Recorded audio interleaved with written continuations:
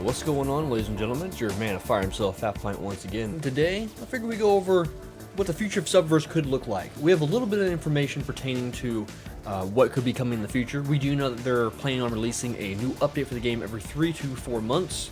We're kind of in that category right now. We could either see a game update come out at the end of this month or sometime of next month, but we're getting pretty close. I took the time to actually make a roadmap so we could look back upon which updates have already come out and look forward to what we could potentially see coming in the future, just depending on some of the information that we have. So of course, back in March 26th of 2021 is when the game officially released into early access, and we had the beginning portion of the game. July 13th of that summer, we had the gallery mode came out. Not a substantial update, but it was kind of nice having that gallery mode come out, and they're going to continue expanding upon it as new updates come out. In October 20th, they had the Alicia update, which had a pretty substantial gameplay elements, the new Chloe faction, and of course the new story update that came with Alicia as well. Subverse also officially released onto GOG October 25th, which they were kind of hoping to remedy the whole situation about other countries not being able to play the game. Unfortunately, they didn't really solve that problem from what I've been hearing, but they're still working on the Streamster platform, so for those of you who cannot play the game just yet, just sit tight. They are doing their best to get that working. There's a lot of work that goes into that sort of stuff. They never forgot about you guys.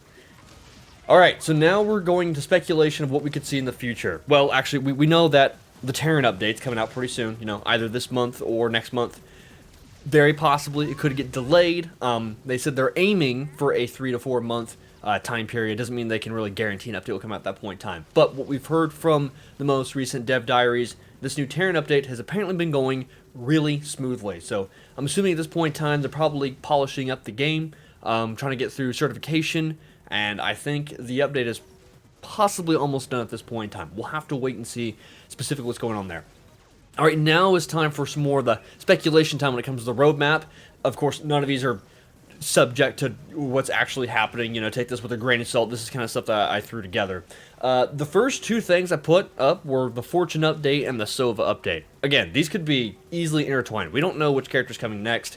I kind of just had it there so for an idea of what could we possibly see. More likely than not, we might actually get Sova before Fortune.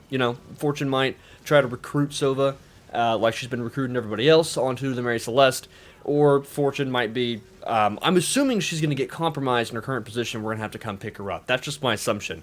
I don't know if that's going to happen before or after getting Sova. We'll have to find out story-wise. Now, that being said, not every single update has to be specifically tied to a character. I think that's just how they're wanting to categorize everything, instead of just saying, update 1, update 2, update 3. But going forward in the future, some updates might just include more content. It could be based around a central point within the story. Maybe this is one of the updates we go after the Imperium or something along those lines. Not every update might be centered around a character, or maybe one update might have 2 characters come out. Who knows? Maybe the next update will have Fortune and Sova at the same time, or maybe a character like Blythe, since she is obviously in the character selection screen, or it sure as hell looks like it.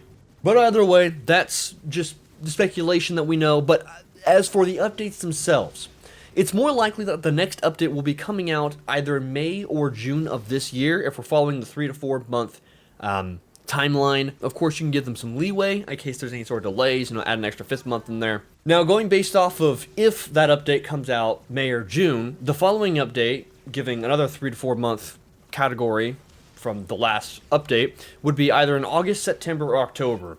Whichever update occurs after that would be in November, December of 2022, or could be in January or February of the next year. After that point in time, I kind of just put to be announced because we don't know how many updates they're really going to be doing. I don't think they'll just do 0.1, 0.2, 0.3 all the way up into 1.0. It's very possible they could be skipping around. They could go from 0.4 to 0.6 from one update, right? So it doesn't necessarily mean there's going to be exactly 10 updates for the game. We'll just have to wait and see how the game progresses. But seeing from the current timeline, it does look like the official release of the game wouldn't actually end up happening until 2023. I do want to reiterate, take this with a grain of salt because this could change. Updates could come out faster if they feel like they're more confident what they're doing. There could be more substantial updates. Maybe things might get delayed, so it could get pushed a little bit more. We don't know. But with the current track of things, it definitely looks like the official last release of the game will be coming out inside of 2023. Now, with that being said, what kind of stuff can we look forward to? What are the sort of things that we know about?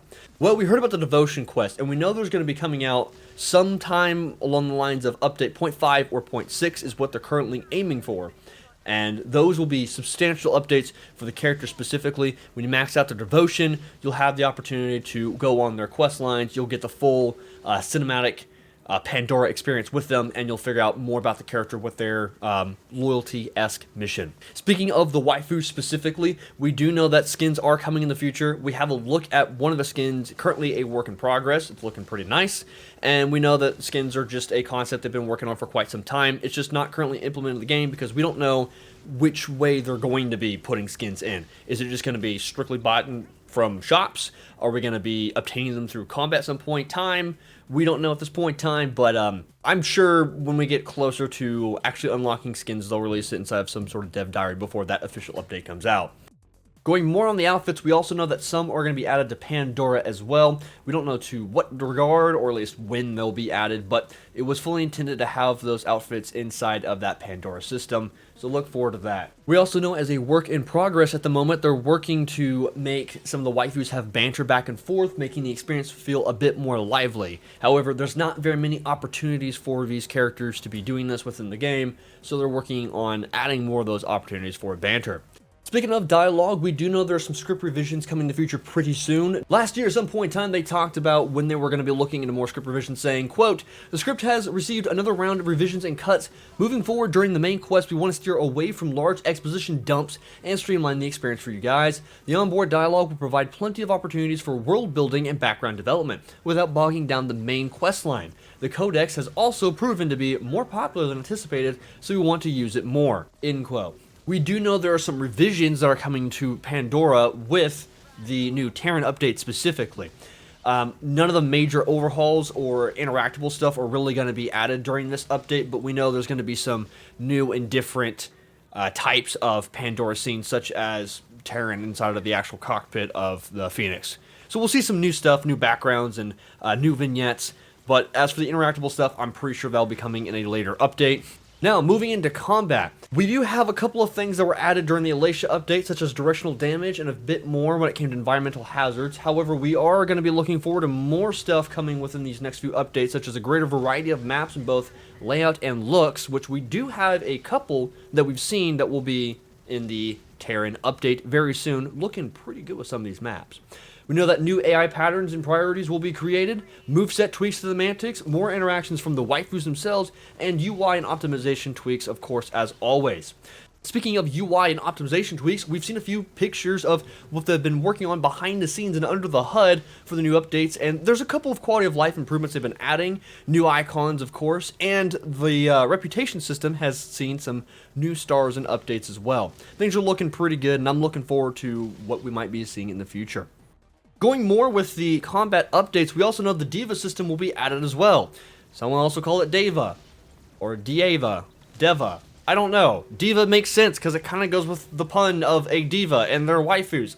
I'm calling it Diva, whatever. The Diva update will be added to combat as well for the grid combat. They haven't gone into too much detail of what these are specifically. We just know in grid combat with the Taron update, we'll be seeing more of this feature, which was a close-kept secret for the company for the most part. That, ladies and gentlemen, is what we have to look forward to in the future of Subverse so far. I will be doing another video going more in depth with the dev diaries, and they kind of have more intricate details specifically of what we're going to be looking forward to in the future, as well as what each developer has been working on behind the scenes. A lot of Pandora stuff definitely going on with those. So, subscribe if you want to see more of that stuff, of course, or just any other content by your boy Halfpint in general. I want to thank you all for watching a long time, not a hard time, and I'll see you guys next time.